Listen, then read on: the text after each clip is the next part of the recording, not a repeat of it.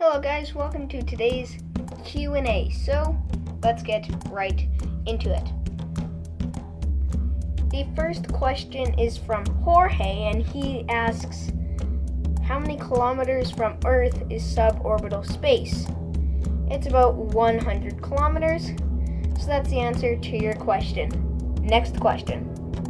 This question is also from Jorge, and he asks again, where did English and Chinese languages originate from? So the English that we know today has been influenced by a bunch of different languages and is constantly changing.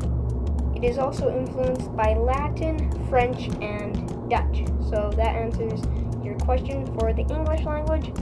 Now I have to answer the Chinese language. It is believed that the Chinese language that we now know today has evolved from many different languages and just kind of descended from those languages and turned into the Chinese we know today, which is constantly still changing.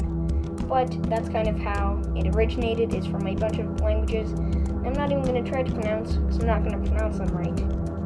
So that answers your question. On to the next one. The next question is also from Jorge, and he asks, how deep is the Marianas Trench, and what unique life can be found only in that area?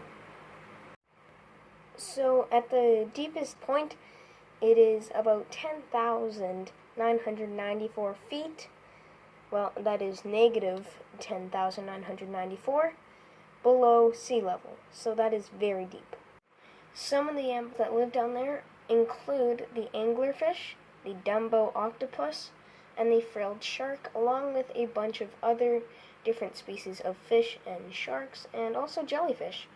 So there's a lot of things that you can't find anywhere else in the ocean besides the Marianas Trench. So that answers your question. So all of these questions until I say that they're not Jorge, they are Jorge, if that makes any sense. But the next question is also from him, and he says, what are the ingredients for a baby solar system? So that's a very good question.